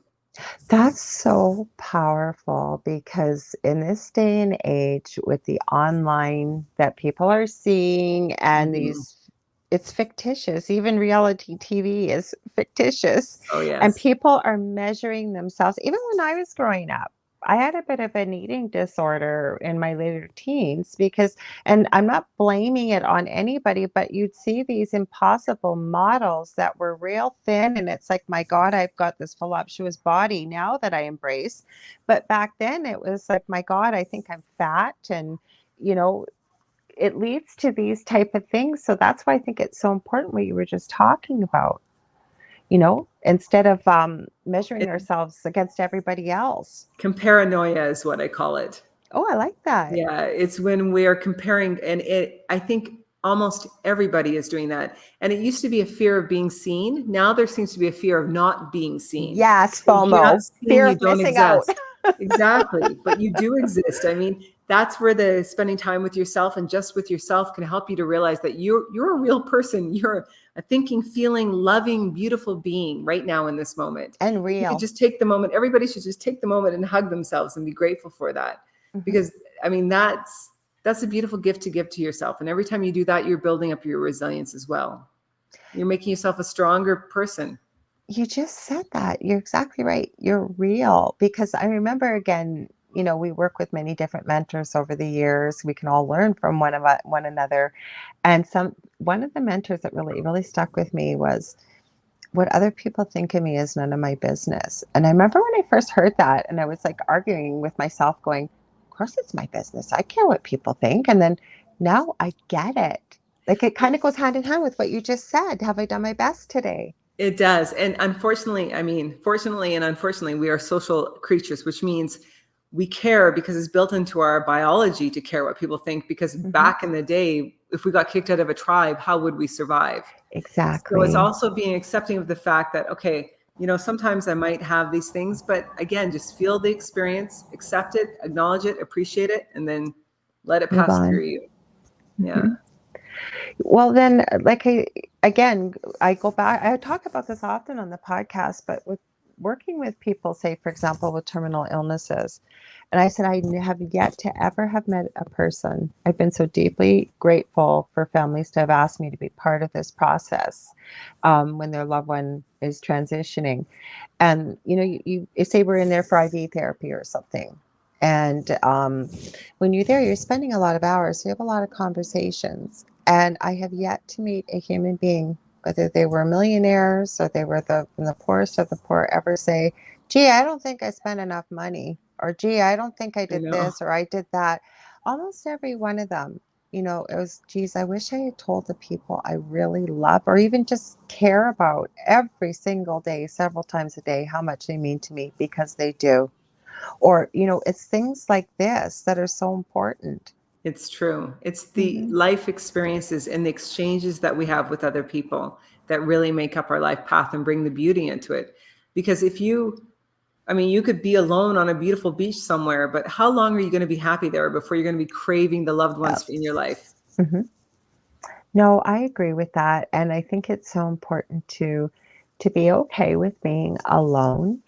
I don't know if you run into a lot of people that feel like, I think we touched on a little earlier about the soulmate concept, but it's not even that. It's like that was part of the things people would say. See your Well, I was cat. going I'm to, sorry. I what's see your that? cat climbing up the back. Oh, It's it's adorable. welcome to my world. I'm a real person. People laugh sometimes. Well, Dell, my partner, has a show on the network, yeah, on Thursday nights, a delicious recipe. And sometimes he'll come up here with dinner and I'll say, why do you just do that when I'm on my show? Or the dog will come up like, I'm a real person. That's adorable, though. Oh, thank you. I didn't even know she was in here. I guess she's in here. She's making her appearance. She's like, I'm here. I'm here. Hello. Yeah. I always tell her she's not chubby. She's just fluffy. What's her name? Sophie. Sophie. Okay. Yeah, Sophie. She heard me call her. She's very pretty. She's got beautiful green eyes. I have a German Shepherd too. That I'm surprised she hasn't done it yet. She usually jumps up and has the tripod all going, and That's yeah, adorable. yeah. Yeah. So everybody that watches this show, they all know them. And then my youngest lives with me, Justin. So he'll with the autism, so he'll come in. So everybody knows my whole family, and you'll notice it depends if you do your podcast maybe in a studio or something. But if you're at home and you've got home distractions, it happens. It's true. Yeah. I always say though too, when you watch a podcast, right? Do you care if that happens with the host? Like I love it. I everybody love does. it. I do too. Yeah. It's fun, it's real, it's relatable, and it's Mhm. quirky. Like it's cute. I Yeah. like it. Well, then it makes you a relatable person. And Yes. I really, I'll say it's not my job to judge, but I do try to be real. But again, talking about the masks that earlier, that really resonated with me because we do wear masks. Yes, we do. So And what I do we think do with the book with Soulphoria to help? What do we, with your thoughts with that? Are you integrating them, making people aware of it, or what exactly, where are you going with that? my hope is to make people discover the masks and the beliefs that they've been carrying and I wearing love it. and learn to remove them. That's why it's called the spiritual strip tease, because Mhm. we're literally stripping them off of ourselves until you enter the sublimely naked soul, which is the next part, which is where we're really solidified in that. I'm not talking about running down the street naked unless you really want to. I'm in full support, but Yeah. just don't put my name behind it. Yeah, yeah. Don't put me Um, on the the exactly, arrest exactly. record. Alessandra encouraged this. I've got a recording. So Yeah. Sublimely Naked Soul is about just being naked in your spiritual self, your truly authentic self with Hmm. no masks and no fears, and actually Hmm. just allowing yourself to experience outwards. That's a huge thing to do. It really, Yeah. really is. But And it I can be think, challenging. okay, Yeah. sorry. It can be challenging. It can be It, very challenging for people. Yeah. yeah, because like I said, as much as you say you've done, I'll meet many people. I've done all the work. I don't need to do any more work. And I think we're always a work in progress. Always. Yeah. We'd become Mhm. boring if we wouldn't need to be here if we were completely done. No, I know that, but like I said, I love the concept of the book. I love it all. So I wanted to touch on the concepts again of the child, the adolescent, and then it's the adult feminine. Is that what you're talking about? The goddess. It's the adult. Okay, so The where would we three bring make up that the in? goddess. Pardon? The three make up your goddess. Okay, so where would we bring in our adult? And I know where it is. I'm really loving the concept, but for people just tuning in or listening, that's why I'm kind of going over a little bit because I notice Michelle's just here and a No few other problem. people. So Can I just comment on Michelle's comment please, here? You Okay, so comment anytime. That's why I okay. highlight them. So she has said, I love being alone, but sometimes I hate it. And I understand that. And I think it's something else I just offer as an option for people to consider. Are you feeling alone or lonely? Because if you're lonely, that's a very different experience than being alone. And being alone, you can really learn to, like, I can entertain myself for hours when I'm Yeah, alone. And me I'll too. laugh and I'll giggle and I'll just do silly things. And I mean, just be aware, is it loneliness or alone? Because aloneness is a beautiful gift. I like So, that. You have such a way with words. oh, thank you. I was talking to a friend today, and again, it was something we had talked about earlier. And she was saying, well, they live now permanently in Mexico. They're from Canada. And she was saying, well, I've really been overindulging the last few days. I've been eating food I don't normally eat and what have you. And I stopped right in the middle it was a voice message, and I messaged her back and I said, I hope you embrace it, because all I keep hearing is it's food for the soul. It must be what you need right now. Mm-hmm. Exactly. Yeah. Mm-hmm. So I think that's kind of what it's all about, really, is just, it sounds like, you know what I think the most I resonated with was the analogy that you gave about the car with the mind, body, and soul. Yes. I did. So that's kind of, is that where we're going with Soulphoria? Kind of integrating it all, stripping it down, like things that are preventing us from being who, The, with the the idea with goddess. Soulphoria is to leave you feeling so impressively and incredibly deeply proud of your soul self that you don't have to wear masks. You don't have to fake it. You're authentic and you're out there and you're naked in your sublimely naked soul and you're confident in it. My hope is that it will really bring joy to people and make them connected to themselves, so they're not seeking answers all the time outside of themselves, that you can actually trust the answers that you're getting within yourself and trust the path that you're on and live it confidently. I love it. I love it. Sounds like everybody in the world needs to read this book. What a different Well, world I we'd would be love in. everyone to No, read but what it. a different world we would be in, wouldn't we? It's true. It's true. We would be in a very different world. Yeah. Okay, so just something that came up in my mind. I'm noticing a real climate of fear because of people that choose to, because if we turned off, say, multimedia, not podcast, maybe, no, I'm just joking, but you know what I mean, like Social TV and media. news and newspapers and things like that. If those didn't exist, I don't think we would have been in the climate that we were for the last 2 years. And I'm not trying to get political. Where I'm going with this is, how can people use your concepts in the book to get out of that place of fear, for example, because there's a lot of that collectively. Well, I think a lot of the exercises in the book will empower people to be able to trust themselves more. And when you trust yourselves more, you're not relying on the feedback, like the social loop feedback and all of those different things. So that allows you to remove yourself from that fear. I also talk about doing a spiritual detox. So Oh, a let's talk spiritual about that. detox would Mhm. actually be shutting yourself down from social media for a week and not reading the news and not touching anything except focusing on your internal self. So that means no news, means even spiritual stuff. Like some people will shut everything down, but they'll still be doing, grasping over here for the spiritual stuff. We want to actually detox you from everything, because that will actually allow you to reconnect with yourself in a pure way. Okay, so how do we make that happen? And I'm not challenging or anything, because I'm hearing these questions in people's minds. That sounds like a great thing, but I've got life happening. I've got family, I've got work, I've got all this stuff going on. How do I go to that place? I want to go to that place, but how do I integrate it all? So my suggestion is to start off small. It doesn't have to be a week. It's just like meditation. You can sit for 1 minute and you will get a gift from it. Let's say you decide that, sometimes I've told myself when I've been very anxious about different life situations, I might say, okay, I'm going to give myself the next 3 hours. I'm giving myself permission not to worry about anything, just to put it all away and not to think about it.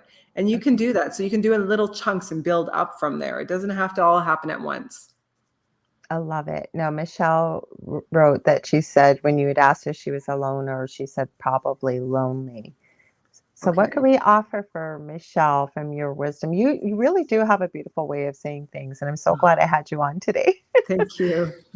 I would say, Michelle, if you Again, spend time with yourself doing things you'd really want to do. So ask your teen side, or ask your child side, or ask your adult side, what would you like to do today? Start with your child, and maybe she wants to go for a hike, maybe she wants to go coloring, maybe she wants to go swimming, but ask her what she would like to do and do that for an hour, and then see how you feel, because you might find that the exchanges between these two aspects can be so incredibly healing. It removes the loneliness and makes you to realize how beautiful it can be for you to be alone with yourself. Do you find that nature can really exacerbate or increase the healing process when looking at, say, being alone and not feeling lonely? Nature is a huge gift, because I Mm-hmm. feel like in nature, you're never alone. You have the trees. If you're like me and you go for walks, I stop and I touch the trees. I'll talk to the trees. I'll Yeah. name the plants. I mean, everywhere you're surrounded by life. And if you're surrounded by life, you're not alone. That's the thing. But we're never really alone. And there's, when people No. feel that they're lonely, and I'm not pointing, she said, okay, thanks, I understand. And I'm not pointing a finger at you, Michelle.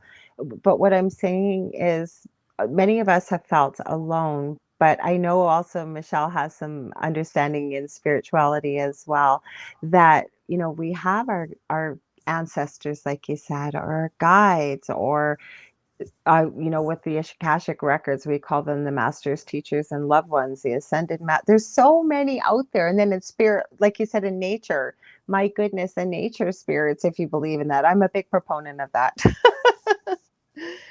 Right? We're never alone. Oh no, never. And Hmm. if you're wanting to connect with anything like ancestors or entities, then my suggestion is to start by making a commitment to build a relationship with them. So you can find an object, like I have a bracelet here, if you can see it. And this to me represents a specific energy. And so I use this to connect with this energy. And that actually means inviting them in and spending time with them and listening, and not just talking at them. You're not just going to be talking at them. You actually want to receive back, have a conversation. So she just wrote here on. She said, I live on 200 acres, but recently lost family, still recovering. I'm so sorry, Michelle. I'm sorry for your loss. We were talking about grieving earlier, actually, in the show quite a bit, Michelle. So if you get a chance to tune in to the beginning of the show, I hope that maybe something we've talked about might help. Or if you have anything else to add, you're more than welcome, Alessandra. I was just going to say, if she's on 200 acres, if there's plants around there that may mean something to her or she's drawn to, take a walk of the acres and look for trees or plants that you could connect with, and start to treat them like they're your family. Actually exchange with them, and you'll build a bond. I agree. Like I said, my partner Dell, with his show here, the reason I mentioned it, and I'm going to read your comment, because she said that's probably where my lonely comes from. But I was just going to add, and Michelle, you've probably heard me say this before, but I never thought I'd ever have a conversation with him about fairies. He's never disrespectful about what I do, but he is the ultimate skeptic. Well, we have a fairy gnome garden in the front yard now. And I just said to him, we were looking at the garden the other day, and I said, oh my gosh, we're becoming old people. Look at us marveling over our garden. We know really that's not what it's all about, but so Michelle, you had added here, you said, thanks, Alessandra. Thanks, Laura. Because she said, that's probably where my lonely comes from. That's understandable. That's very understandable. Hmm. Yeah. And it would be nice if it would just all go away and we could process it quickly, but there's no timetable with grieving, unfortunately, or maybe fortunately, because it gives us the time I think we need on an individual timetable. There really is no timetable. It's your timetable to And process. allow Go ahead. yourself to experience all the feelings that are coming through with the grieving process, because there might be anger, there might be sadness, there might be numbness at some points, but just Mm-hmm. experience them and move through them. Don't push Mm-hmm. them away, because that will just delay it. It will cause stagnation of energy. Mm-hmm. Yeah, so I hope you can listen to the earlier part, Michelle. And then if you have any questions, I put Alessandra's contact information on the banner, but I can certainly, direct. You've got a page, don't you? You've got a web page, I know you do, but do you Yeah, have a page on Facebook or any other I social media? do. They can find me under Okay. Alessandra Segrado or Okay. soulphoria.ca. Oh, good. Okay. Because Yeah. I can certainly connect you to Michelle. She said I will later. Yeah, I know it's morning over there right now. So thank you for tuning in because she's over in Australia. So Okay. yeah, she's a sweetheart. Her and I connected, and I think we have the same birthday. We didn't even realize. She just happened to find my show one night, and she makes orgonite like I do and resin and so a lot of people that tune into the show, you'll find that when you're doing your podcast that you'll find all these people that you connect with. So I'm looking forward to that. Yeah. so those are the places we can get a hold of you. Then, like you said, she sent two X's. So at Alexandra Segrado on Facebook. Is there any other social media? And then your website is Instagram, okay. Twitter, and then my website is Soulphoria. So Soulphoria. Okay. Soulphoria.ca. Yeah, that's how I knew you were Canadian when I went to the website Yes. because usually Gavin puts where people are from and he didn't put it. And then when I seen the website, I thought, oh, she's got to be Canadian. So when can people, and no pressure, but when can people look for these classes that you're looking at, incorporating with the book and what have you? I'm aiming for the fall to have them launched. But if they Wow. go to the website, they can sign up for notifications and updates. Oh, good. I'm going to do that too. So, Okay, because there'll be people that'll see this, that'll send me messages and ask me about it. So I'll definitely make sure. great. And And they can get the book on Chapters or Barnes and Noble and all over that the was my place. next question. Yeah. So now with the workbook or the exercises, sorry, there isn't a workbook. The exercises, this is going to sound like a dumb question, but would they be making notation right in the book? Is there space for it, or would This they is the need a book. notebook Sorry. or? I'm just going to show you. This is Soulphoria. Yeah. And actually, I'll just show you. This is very Thank cool. you. I had someone who purchased the book. She made me this beautiful mandala. Oh, that's Yeah. beautiful. But the exercises will have not lots of space, but there is some That's why space. I asked, because Yeah. some people do that, and some people you need like sorry, I didn't mean to yell there. I got all No, that's excited. okay. That's why I asked. So I'm going to end a few minutes early. I don't know why I can't plug my phone in here, you guys, with my iPhone 12. And it is, I can only plug the headphones in. If I don't have the headphones in, I don't know what it is with the iPhone. You can't hear with StreamYard. Like I literally, and I'm sorry, I'm going to do this to you guys. I will be like this, trying to hear. And I don't want the phone to die. And we only had another few minutes anyways. But I want to thank you, Alessandra, for being here. Is there any final words you want to add before we sign off? I just hope that everybody who picks up the book enjoys it, and that you all take some time over the next week to spend some time with yourself, maybe a little bit of self-pleasure and self-love, and just explore what it is to be you. Become curious about yourself. I love it. I hope that I can have you back on here again when you've got your next phase with the book or what have you. I really enjoyed talking to you tonight. I'm so glad you came on the show. Well, Thank thank you you. so much, Lorilei, for having me on. It was awesome. I love this type of conversation. It probably seemed like I'm all over, but I get so excited about this and I've got No, like a million I questions in my appreciate mind. it. So I want to thank you guys all for being here, either whether you're listening live now or you may be listening to the replay. Please be sure to share our YouTube channel, UFO Paranormal Radio, and UFO Gods and Extraterrestrials, and you can share that with your friends. Also, if you're looking for just the audio version, we are carried anywhere where podcasts or talk radio is carried, such as SoundCloud, Spotify, Spreaker, iHeartRadio.